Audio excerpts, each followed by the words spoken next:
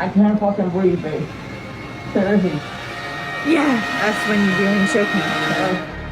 The footage you've seen was extracted from a popular video on social media 2 years ago. Inside that suitcase was a man. He was, or actually used to be, the boyfriend of the girl who took the video. He was locked in there by his girlfriend for hours before he stopped breathing. Now I'll tell you the whole story. I always thought that me and my boyfriend Otis were not a good match. I was so worried about my appearance, but Otis didn't seem to care much because he loved me. There were times when we had arguments about that, but he always gave up first. I always told myself that my boyfriend could leave me at any time to follow other beautiful girls. One day, I came home from work only to find a girl in the living room laughing and talking with my boyfriend. As soon as they saw me coming home, the two of them stopped talking. That girl stood up and greeted me. I was so angry, I closed the door very hard. Who is she? Ah, there you are. I've already cooked dinner. Hungry? Who is she? I walked over and pushed the girl down to the couch. She's selling insurance, and I was listening to her. Otis came over and pulled me into the house. An insurance girl? I doubted that. She looked very beautiful, and she looked at Otis with loving eyes. It couldn't be that simple. That night I got mad at Otis no matter how much he explained. We went to bed earlier because I had to go to work the following morning. The next morning, when I woke up, Otis was not in the room. I went downstairs to find him sleeping on the couch, and there were long scratches on his cheeks. Oh, what happened to you? I panicked. Otis woke up dimly. Oh, it's nothing. Just a random cat. He replied and went back to sleep under the covers. So I quickly left for work without asking any more.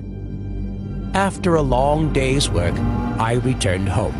As soon as I stood in front of the door, I heard the girl's laughter from yesterday again. I burst into the house angrily.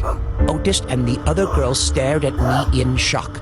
Apparently, they had been fooling around. I will kill you two! I gritted my teeth, dashed into the kitchen, grabbed a sharp knife, and rushed over to the woman. Otis stood up to protect the woman. Please, get out of here! Then he used all his strength to hold me down. Calm down! Calm down! After struggling for a while and being stopped by Otis, I finally got exhausted and stopped. I told you, she's just an insurance consultant, explained Otis calmly. Of course, no way could I believe him. I just stormed out. The next morning, I woke up and again couldn't find Otis. Otis, where are you? I called for him, but there was no answer. Did he get fed up and leave forever? I tried to look for him around the house when I discovered a large suitcase in the living room. Damn! Otis really wants to move out? I grumbled. He wants to leave me here! I kicked the suitcase hard. What's in here that's so heavy? I said and looked down at the suitcase.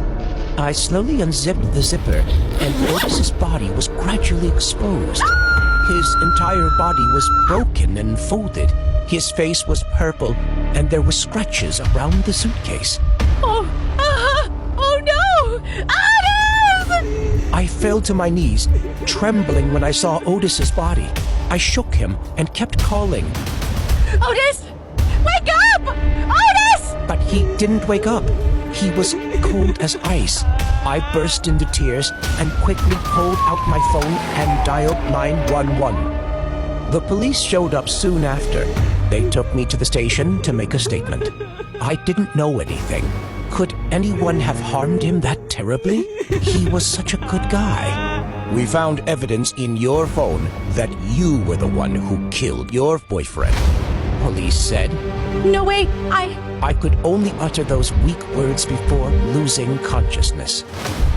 On the second day of the crime, I found out Otis was joking with the girl, so I got jealous. After a while, Otis comforted me, and I pretended to forgive him before I asked him to play hide and seek with me. Oh my god, how did you fit in this suitcase? I burst out laughing when I found Otis getting into a small suitcase on his own. Right after that, thinking about the times he laughed with another girl, I decided to lock the suitcase, leaving Otis inside, crying and begging.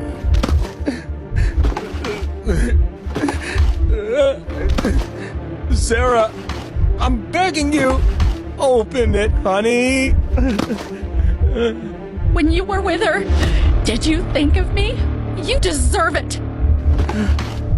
I'm begging you. I can't breathe anymore. Those were also his last words before he died, which I was so happy to hear.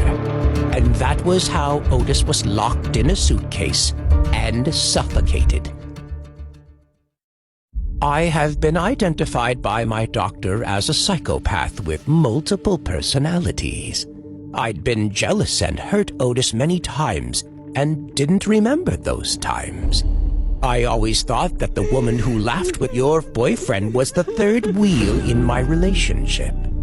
But according to that woman's testimony, she was a professional event organizer, and Otis was planning to propose to me. So, even though he knew how much I hurt him, he still wanted to marry me. I really am a monster.